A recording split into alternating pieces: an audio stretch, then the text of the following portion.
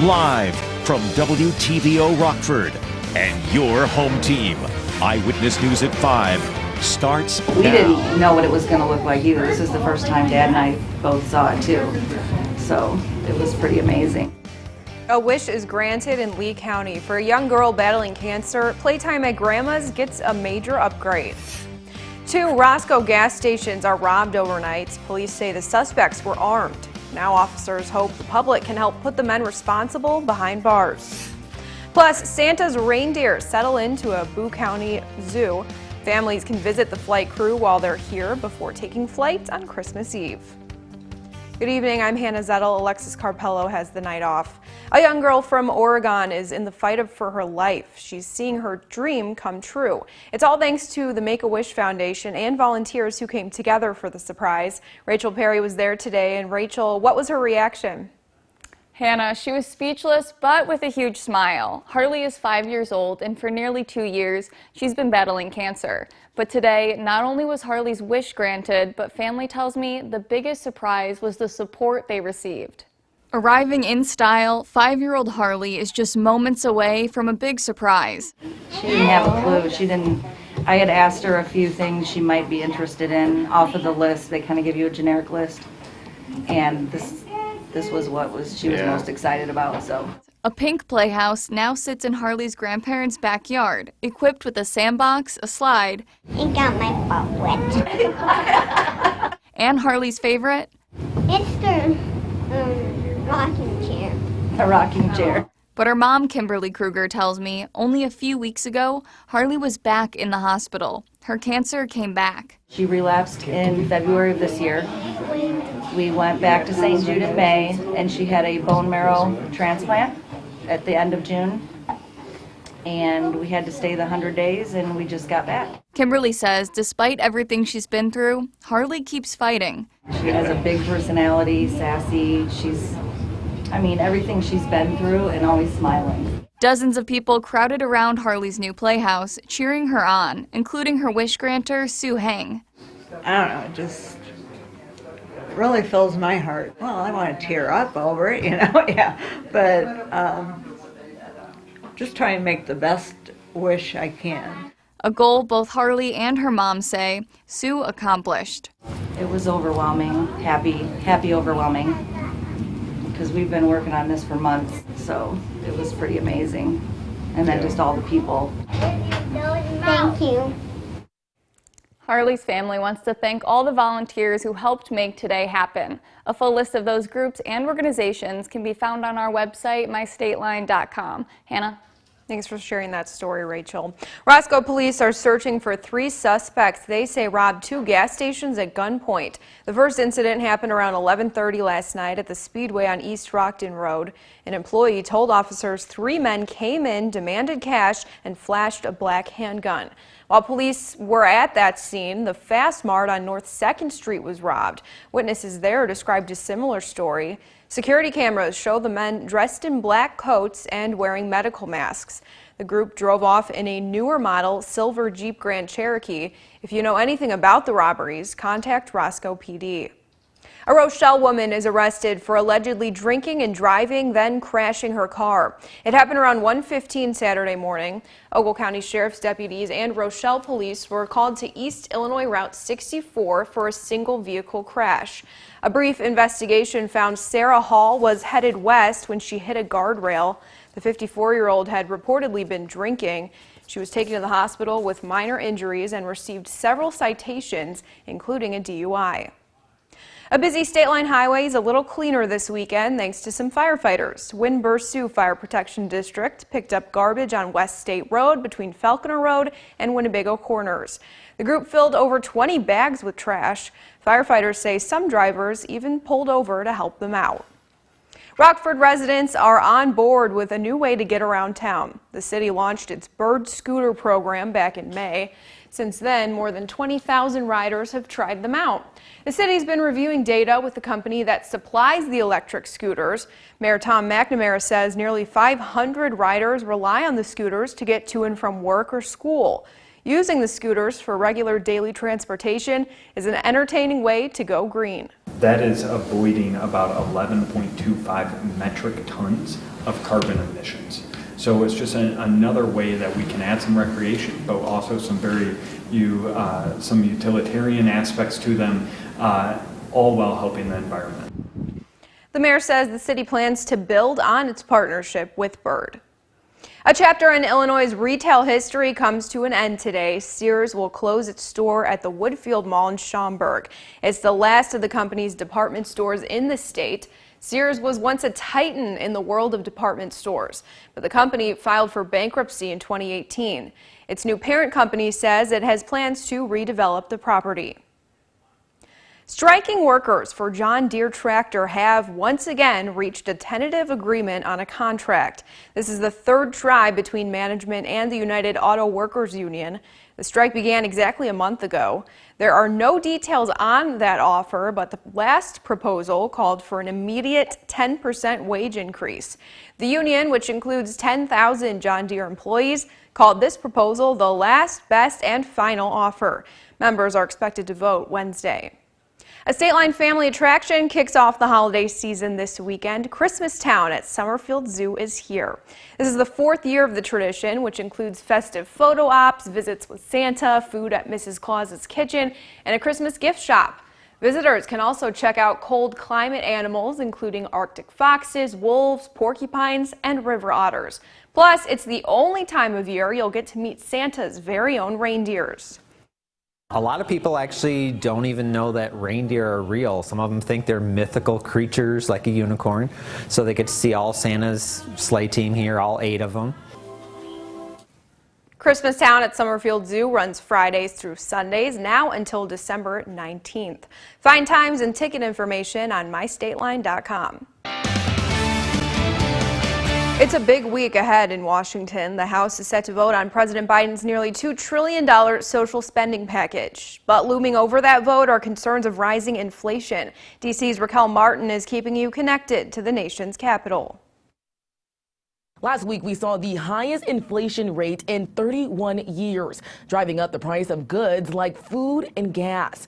But Democrats insist their latest social spending package, addressing everything from green energy to affordable housing to lowering prescription drug prices, won't make matters worse, and they're moving full steam ahead. After a week delay, the House is gearing up to vote on President Biden's nearly $2 trillion social spending package this week. We're confident that Speaker Pelosi is going to bring it up and that it will pass this week. On CNN's State of the Union and NBC's Meet the Press, top White House economist Brian Deese touted the plan as transformative for the middle class currently battling high costs. Housing, health care, child care, and transportation. But Republicans who are unanimously opposed to the bill are sounding the alarm. This is going to harm American families. On ABC's This Week, Republican Senator John Barrasso warned the bill will make current skyrocketing inflation worse. Prices are going to go way up. With the holidays right around the corner, President Joe Biden is vowing to resolve supply chain bottlenecks many experts are blaming for the surge in prices. Very soon we're going to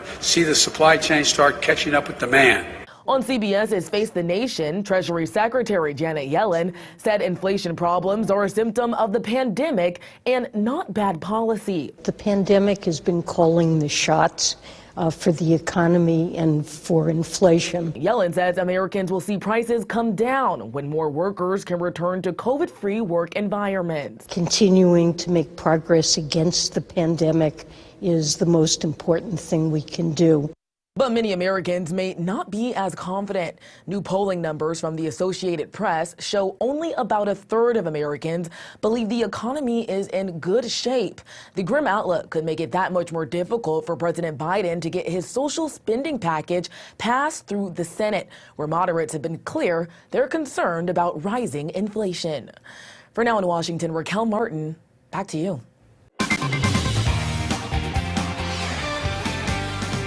Well, good evening, everyone. It was a pretty cold weekend for us. Hopefully you managed to survive. We are talking about a warm-up as we head toward the early part of this week, but until then, we have yet another cold night and another cold day on the way. So let's talk about that with the day planner. It shows that this evening will be pretty cold. Temperatures down toward the mid-30s by the time we get to 6 p.m. And then eventually we'll be down toward the mid-20s as we head toward midnight. And at this point, we're showing partly to mostly clear conditions at times. So we will see a break in some of those clouds, but generally speaking, cold and even wind will be the story for tonight.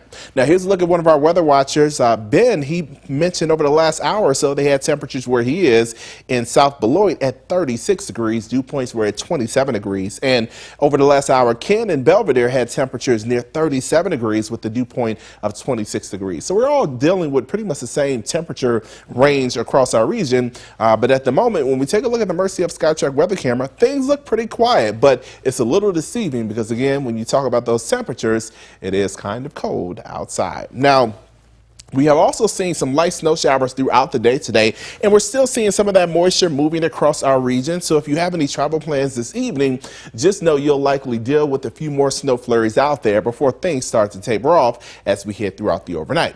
Now, this moisture is associated with an exiting storm system that's right now moving across Michigan. It helped bring snow to Ohio today, and this system will continue to track toward the east. As it does so, it will help cold air continue to filter into our region. And so that's why we're expecting the cold conditions for tonight.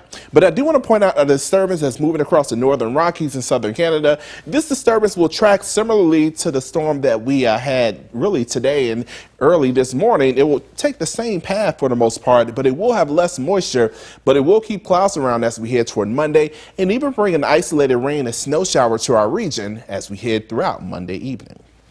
But in terms of this evening, again, we'll see some breaks in the clouds. Then overcast skies will start to move in, and we'll keep clouds around throughout the day on Monday. And then as we head toward Monday evening, this model not showing it as much anymore, but I do suspect we may deal with an isolated shower or two as we head throughout the evening. And then looking ahead to Tuesday, we will see some breaks in those clouds, and we'll start to warm up at that point as well. Now let's talk about temperatures, because tonight by at least 10 p.m. we'll be down toward the upper 20s, and then some of us down toward the mid-20s by Monday morning. Cold weather definitely the biggest part of our story over the next 24 hours. Now, as we look ahead to Monday afternoon, we'll see temperatures struggle to reach the upper 30s. But then as we look ahead to Tuesday, we see some moderation in our temperatures after a cold start. We'll notice temperatures by the afternoon reaching into the mid and at points even low 60s, mid 50s, low 60s. So we are talking about some warmer conditions on the way. But until then, we deal with the cold tonight, and it will be a pretty cold day for tomorrow as well. Temperatures struggling to reach the upper 30s with mostly cloudy conditions, but warmer Wednesday by Tuesday and Wednesday. Rain chances in the forecast, and then we're cooling off toward the end of the work week. Now, the Napleton Sports Desk with David Greenberg. Week 9 of the NFL season. Bears are on a bye. Packers currently playing at home against the Seattle Seahawks. Get to that game in a sec. But let's start off with a different NFC North team, the Detroit Lions, who are in Pittsburgh looking for their first win of the season.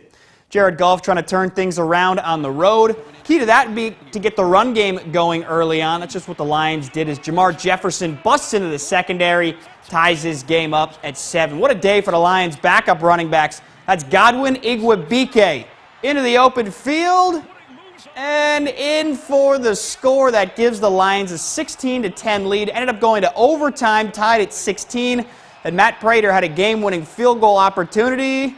And it's not even close. I will say the weather was terrible in Pittsburgh. Very sloppy conditions. And the Steelers get themselves in field goal range. Need to get out of bounds.